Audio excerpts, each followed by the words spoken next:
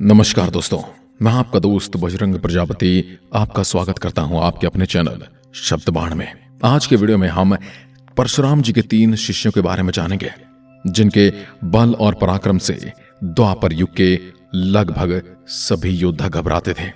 आज की इस खास वीडियो के जरिए हम जानेंगे महाभारत के उन 3 महान योद्धाओं के बारे में जिनके सामने स्वयं श्री भगवान कृष्ण भी नमस्कार करते थे। जैसे कि हम सभी जानते हैं, कुरुक्षेत्र का युद्ध कौरव और पांडवों के बीच कुरु साम्राज्य के सिंहासन के लिए लड़ा गया था।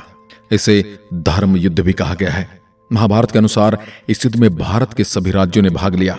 महाभारत और अन्य वैदिक साहित्य के अनुसार यह भारत के इतिहास का सबसे बड़ा युद्ध था। या इसे उस समय का विश्व युद्ध भी कहा जा सकता है। इस युद्ध में उन सभी योद्धाओं की मृत्यु हुई जिनसे जीत पाना नामुमकिन था। और इन सभी योद्धाओं में से 3 ऐसे महान योद्धा भी थे जिन्हें छल से मारा गया, और इन्हें बिना छल के मार पाना या हरा पाना उस समय के योद्धाओं के बस की बात नहीं थी। नंबर 1, द्रोणाचार्य। द्रोणाचार्य महाभारत के महान योद्धाओं में से एक थे। वे हर तरह के चक्रव्यूह की रचना करना जानते थे। वो हर तरह के व्यूह में पारंगत थे। वे ऋषि भारद्वाज तथा धृताची नामक अप्सरा के पुत्र थे। द्रोणाचार्य ने परशुराम जी से धनुर्विद्या तथा शस्त्र चलाने की कला प्राप्त की थी, जिनका विवाह कृपाचार्य की बहन कृपि से हुआ था। यह कौरवों और पांडवों के गुरु भी थे। महाभारत के युद्ध में द्रोणाचार्य ने कौरवों की ओर से युद्ध लड़ा और महाभारत युद्ध के 10वें दिन द्रोणाचार्य को कौरवों का सेनापति भी बनाया गया। पांडव जानते थे कि जब तक द्रोणाचार्य के हाथ में शस्त्र रहेंगे तब तक उन्हें कोई पराजित नहीं कर सकता। इसलिए उन्होंने योजना बनाई कि हम सब मिलकर उनके बेटे अश्वत्थामा की मृत्यु की झूठी खबर फैला देंगे। अपने प्रिय बेटे की मृत्यु की बात सुनकर वे अपने शस्त्र त्याग देंगे और तब उनका वध किया जा सकता है। योजना यह भी बनाई गई थी कि अश्वत्थामा की मृत्यु की खबर खुद युधिष्ठिर द्रोणाचार्य को देंगे, लेकिन युधिष्ठिर कभी झूठ नहीं बोलते थे। इसलिए एक और योजना बनाई गई, और वो योजना ये थी कि अवंतीराज के अश्वत्थामा नाम के हाथी को मारा जाएगा, जिसके बाद ये खबर पूरी तरह से झूठी नहीं होगी। और जब युधिष्ठिर ने गुरु द्रोणाचार्य को अश्वत्थामा की मृत्यु की खबर बताई तो द्रोणाचार्य ने यह खबर बर्दाश्त नहीं की। और जब गुरु द्रोणाचार्य ने खबर की पुष्टि के लिए युधिष्ठिर से पूछा तो उन्होंने हाँ में सिर हिला दिया। उन्होंने अपने शस्त्र त्याग दिए और इस मौके का फायदा उठाते हुए धृष्टद्युम्न ने गुरु द्रोणाचार्य के सर पर तलवार से वार कर दिया और गुरु द्रोणाचार्य की मृत्यु हो गई। और इसका सीधा और साफ मतलब यह निकलता कि गुरु द्रोणाचार्य को बिना छल के मारना या हराना लगभग असंभव था। नंबर 2, भीष्म पितामह। भीष्म पितामह महाराज शांतनु और माता गंगा के पुत्र थे। गंगा ने शांतनु से वचन लिया था कि वो कभी भी कुछ भी करें उन्हें टोका नहीं जाए, नहीं तो वो चली जाएंगे। शांतनु उन्हें वचन तो दे देते हैं। विवाह के बाद गंगा अपने पुत्रों को जन्म के बाद गंगा में बहाने लगती है, जिसे शांतनु देखकर बहुत कष्ट महसूस करते हैं, लेकिन वे कुछ कर नहीं पाते। इस तरह गंगा अपने 7 पुत्रों को गंगा में बहा देती है।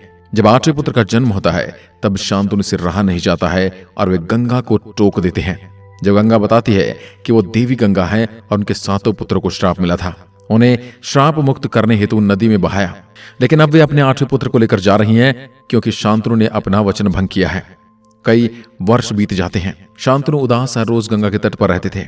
एक दिन वहां एक बलशाली युवक दिखाई दिया, जिसे देखकर शांतनु ठहर गए। तब देवी गंगा प्रकट हुई और उन्होंने शांतनु से कहा कि बलवान वीर आपका 8वां पुत्र है। इसे सभी वेदों, पुराणों एवं शस्त्र अस्त्र का ज्ञान है। इसके गुरु स्वयं भगवान परशुराम है और इसका नाम देवव्रत है, जिसे मैं आपको सौंप रही हूं। इस कथा में काशी के नरेश की 3 पुत्रियां थी, अंबा, अंबिका और अंबालिका। राजा ने तीनों पुत्रियों के लिए स्वयंवर आयोजित किया था। इस स्वयंवर में भीष्म बिना बुलाए पहुंच गए थे और तीनों राजकुमारियों का बलपूर्वक हरण करके हस्तिनापुर ले आए थे। भीष्म तीनों राजकुमारियों से अपने सोतेले भाई विचित्र वीर्य से विवाह करवाना चाहते थे।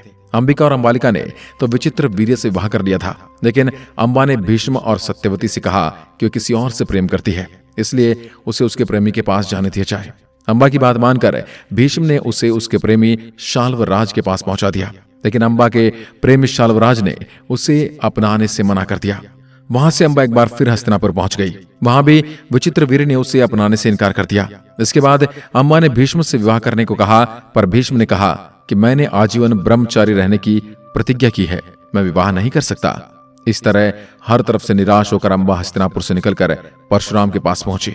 अम्बा ने परशुराम को पूरी बात बताई और भीष्म से बदला लेने का आग्रह किया। भगवान परशुराम ने अम्बा की बात मानकर भीष्म को युद्ध के लिए चुनौती दे दी या फिर अम्बा से विवाह करने के लिए सलाह दे दी, लेकिन भीष्म ने उनके साथ युद्ध को स्वीकार किया और दोनों का युद्ध अनिर्णायक रहा। यहां भी अम्बा को निराशा मिली। इसके बाद अम्बा ने भगवान शिव को प्रसन्न करने के लिए तपस्या की।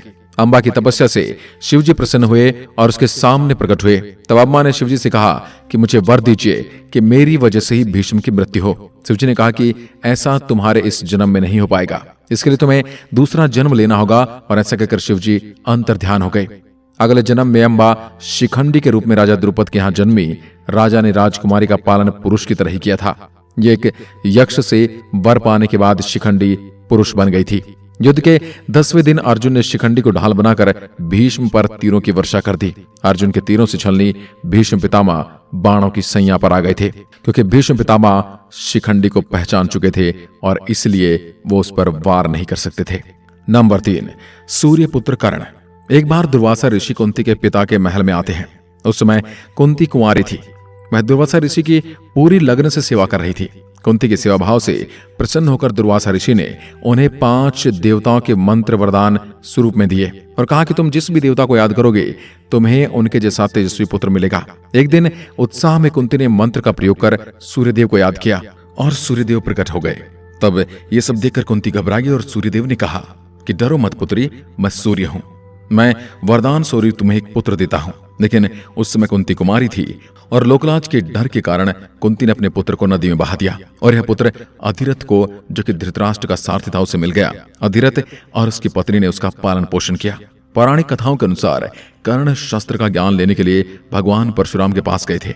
परशुराम ब्राह्मणों को शास्त्र की शिक्षा दिया करते थे, इसलिए कर्ण ने ब्राह्मण का वेश धारण किया और परशुराम से झूठ कहा कि वह ब्राह्मण है। परशुराम ने कर्ण पर विश्वास कर लिया और उसे अपना शिष्य बना लिया। एक बार भगवान परशुराम और कर्ण जंगल में अभ्यास कर रहे थे। बहुत देर तक अभ्यास करने के बाद थकान मिटाने के लिए वो दोनों पेड़ के नीचे बैठ गए। भगवान परशुराम कर्ण की गोद में लेट गए। थोड़ी देर बाद एक कीड़ा कर्ण के पैरों पर चढ़ गया और उसे काटने लगा। कीड़ा धीरे धीरे शरीर के ऊपरी हिस्से की ओर बढ़ गया। कर्ण अपने गुरु की नींद में बाधा नहीं डालना चाहते थे, इसलिए उसने कोई हरकत नहीं की और उस कीड़े ने कर्ण को बुरी तरह से घायल कर दिया। जब भगवान परशुराम ने देखा कि कर्ण बुरी तरह से घायल हो चुका है, तब उन्होंने कहा कि एक ब्राह्मण में इतनी सहन शक्ति नहीं होती, सच बताओ तुम कौन हो। तब कर्ण ने कहा कि वह स्वयं नहीं जानता कि वह कौन है, मैं तो केवल एक सारथी का पुत्र हूं। उन्होंने कहा कि इतनी सहन शक्ति केवल क्षत्रिय में हो सकती है। उन्होंने कहा कि तुमने शिक्षा पाने के लिए झूठ का सहारा लिया है। और तब वो कर्ण को श्राप देते हैं और उनसे जो कुछ भी सीखा है, जब भी उसे इसकी सबसे ज्यादा जरूरत होगी तब वह इसका इस्तेमाल नहीं कर पाएगा। जरूरत के समय तुम मेरे द्वारा सिखाए गए सभी मंत्र भूल जाओगे और वही तुम्हारे काल का कारण बनेगा। महाभारत के युद्ध के दौरान कर्ण ने कौरवों का साथ दिया था। ये 17वें दिन कर्ण के रथ का पहिया जमीन में धंस गया और कर्ण पहिया निकालने के लिए रथ से नीचे उतर गए। तभी उस समय अर्जुन ने दिव्यास्त्र निकाला और कर्ण पर वार कर दिया। उस समय वह निहत्था था और वह अपने सभी ज्ञान को भूल चुका था और इस दौरान कर्ण की मृत्यु हो जाती है। तो ये थी कहानी भगवान परशुराम के 3 महान शिष्यों की। अगर वीडियो पसंद आई हो तो लाइक शेयर जरूर करें और इस तरह की वीडियो देखने के लिए चैनल को सब्सक्राइब अवश्य करें। धन्यवाद।